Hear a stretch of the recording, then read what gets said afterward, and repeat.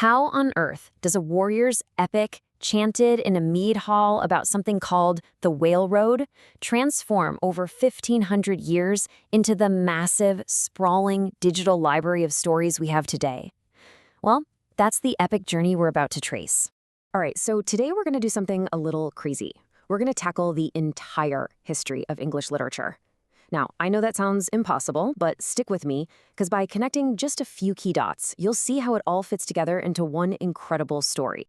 We're breaking this down into 5 big shifts. We'll start at the very beginning, then hit a huge media revolution, watch a golden age rise and fall, move into an age of pure reason, and then finally smash right into the modern world we know today.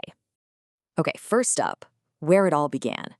Before it was a language of Shakespeare, you gotta remember, English was this Germanic tongue spoken by migrating tribes. It was forged in conquest and a massive collision of cultures. So picture this. First, you've got the Anglo-Saxons. Their literature was all spoken, or sung. It was full of warrior epics about pagan gods like Thor. Then, bam, 1066, the Norman conquest happens, and these two worlds just smash into each other. The invaders bring French, they bring stories of chivalry and knights, and they bring a written culture. And that collision created a totally new hybrid England.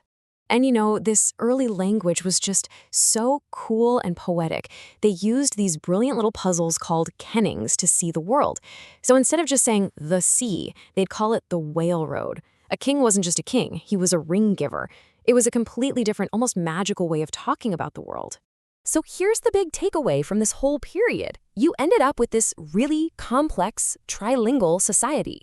You had Latin for the church, French for all the nobles and the government, and then there was English. It was kind of the underdog language, you know? The rough, everyday language of the common folk. So how did this underdog language get its big break? Well, it all comes down to a piece of technology that completely, and I mean completely, changed the game.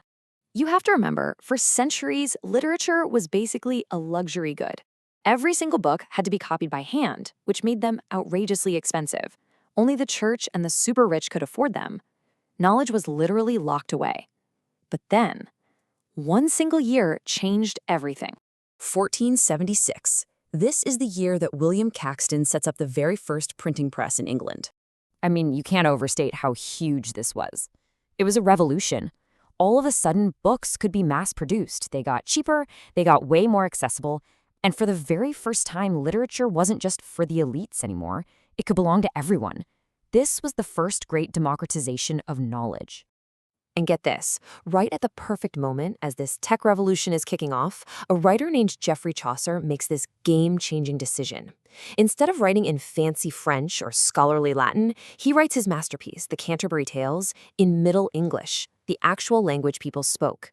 He gave the common tongue real literary power, and that paved the way for pretty much everything that came after. Okay, so this newly empowered English language, it sets the stage for an absolute explosion of creativity, a true golden age that came to a really sudden, really dramatic end. Yeah, Elizabethan England was basically a perfect storm for creativity. You had political stability under Queen Elizabeth, a huge surge of national pride after beating the Spanish Armada, and this was all supercharged by a new philosophy called humanism, which shifted the focus from God to what humans could achieve. It was the perfect environment for theaters like For Globe to pop up, and for geniuses like Christopher Marlowe, and of course, William Shakespeare to explore what it means to be human. But just like that, it was over. In 1642, civil war erupts, and the Puritans win. And one of the first things they do, seeing theater as sinful and corrupt, is shut down every single one. The party was officially over. And the change was just seismic. Before the war, literature was getting really dark and complex, with poets like John Donne exploring all these intellectual ideas about love and death. But after the war, under the Puritans, literature became all about strict religious morality. The perfect example? John Milton's massive biblical epic, Paradise Lost. Okay, so after all that chaos, decades of religious fighting and civil war, England was just exhausted. So the cultural pendulum swings way back, away from all that passion and towards logic, order, and a really sharp sense of humor. And the weapon of choice for this new era? Satire. You had these brilliant writers like Alexander Pope and Jonathan Swift who used humor and irony like a surgeon's scalpel to dissect everything wrong with society, from politics to posh people. They truly believed that reason could expose stupidity and maybe, just maybe, make the world a better place.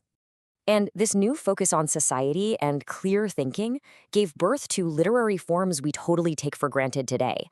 The novel, it just explodes as the go-to entertainment for a growing literate middle class. Journalism thrives in London's coffee houses, where people would debate the latest essays. And for the first time, you have critics like Dr. Samuel Johnson actually trying to figure out what makes a piece of writing good. And that brings us to our final act, where the neat, orderly world of the 18th century gets completely blown apart by a series of shocks that create the complicated, messy, modern world we're all living in right now. I mean, just look at this timeline. It's one shock after another. The Industrial Revolution rips people from the countryside and throws them into cities. Darwin's theories shake the very foundations of faith. And then, the two world wars bring a kind of death and disillusionment nobody had ever seen before. All the old certainties about God, progress, and honor just gone. So, how could literature even begin to capture this new, broken reality? Well, it had to break its own rules. First, you get the Victorians, like Charles Dickens, using these huge, realistic novels to show the dark side of industrial society. Then came the modernists, like Virginia Woolf, who turned inward. They ditched traditional plots and used wild new techniques like stream of consciousness to show what it felt like inside a modern, fractured mind. And finally, you get postmodernism, which kind of throws its hands up, embraces the chaos, and starts questioning the very idea that there's any single truth at all. And that brings us right here to today. From stories sung in mead halls, to books hot off the press, to the endless digital scroll in our hands, the story of English literature has always been about adapting to new worlds and new technologies. So I'll leave you with this question. In our age of AI and instant media, what's the next chapter? What story are we going to write?